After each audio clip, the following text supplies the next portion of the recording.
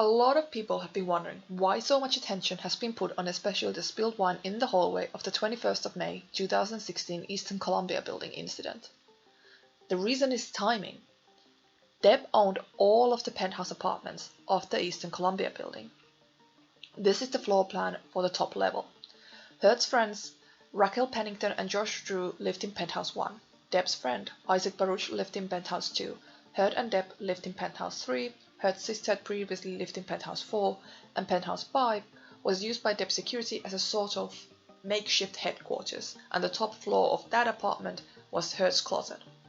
Now, Heard and her witnesses testified that the spilled wine and broken glass were where the blue dots are in this picture. This was verified by Depp's friend Baruch. On the security footage, on that day, Depp can be seen arriving at 19:02 and leaving at 20:29. Heard in her 27th of May 2016 application for a restraining order testified that when Depp left penthouse 3, he went down the hallway and smashed another bottle of wine. In his testimony, Depp's friend Baruch said, Mr. Baruch, when you got upstairs that evening with your friend around 9:30, what did you see? We got out of the elevator and, just like in the graph, you make a left and then you turn the corner. When we walked out, I noticed on the floor there's shards of glass, there's pieces of glass. And so, I was just looking going, oh, something busted. Could be one of the sconces or something like that. And kept walking. Can you mark on the exhibit where you saw the broken glass that evening? Yeah. Boom. Right there. Right where you could go left or you could go right. And if you wanted to go to the pool area, there's an exit that way. So you could either go right or you go left.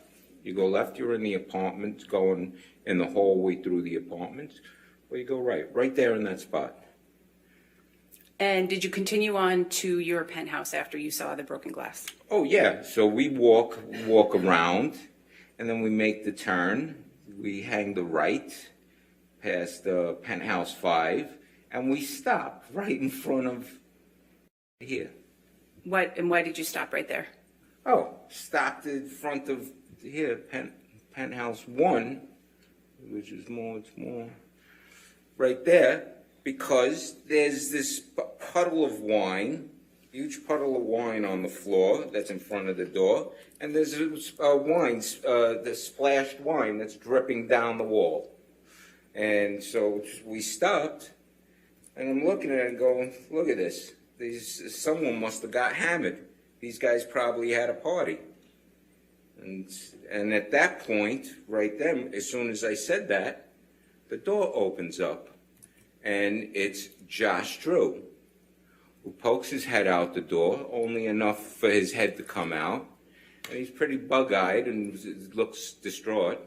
And I look at him and I go, what's up with the spilt wine? And I'm figuring I'd get an explanation or whatever.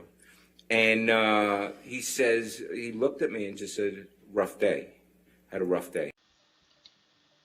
Depp had left an hour earlier. So how was the wine still dripping down the wall? And this is where it gets interesting. That night, 2 sets of officers went to the penthouse apartments because 2 calls to police had been made. The first officers arrived at the building at 20:57, so half an hour after Depp had left. This is marked on the incident recall, which was shown during their testimonies. They were back in their car by 21:22. Both officers testified that not only did they not see any injuries on Heard, they also didn't see any damage to the property, and that they did not see any spilled wine or broken glass in the apartments or in the hallway. Their testimonies have not changed since their deposition on 18th of July 2016. Baruch arrived only a few minutes after the first officers had left, around 21:30, and all of a sudden the broken glass and spilled wine appeared. So who spilled the wine? Later that evening at 22:24, another set of officers went to Heard's apartment because again 2 calls had been made. That time the officers were wearing body cameras And on that footage, a very faint stain can still be seen in front of Penthouse 1. Even if Depp's friend's testimony was discounted because of him mistaking the time or him possibly lying to cover for Depp, the first set of officers did not see any spilled wine or broken glass. They did not know who Amber Heard was. They did not know whose apartments they were at. They had no reason to lie. According to Heard, after Depp left, she went to Penthouse 1, Pennington and Drew's apartment, which had the spilled wine in front of it, and she called her entertainment lawyer, who directed her to a divorce lawyer, and then they started taking pictures to document what Depp had allegedly done to her face.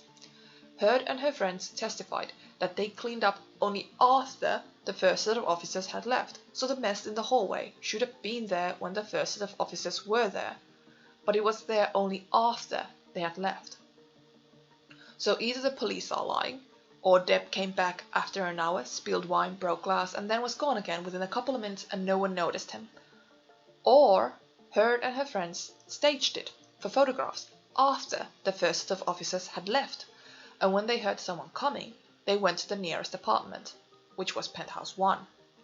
Baruch testified that he did not knock, and still Drew opened the door, and the wine was still dripping down the wall over an hour after Depp had left. In her restraining order application, Heard did not mention that the police had been at the penthouse twice that night. She didn't actually mention that the police had been there at all, only that they had been called. If she was trying to get a restraining order, why not say the police were there that night? Wouldn't that have more of an impact than just a phone call to the police? Heard testified that.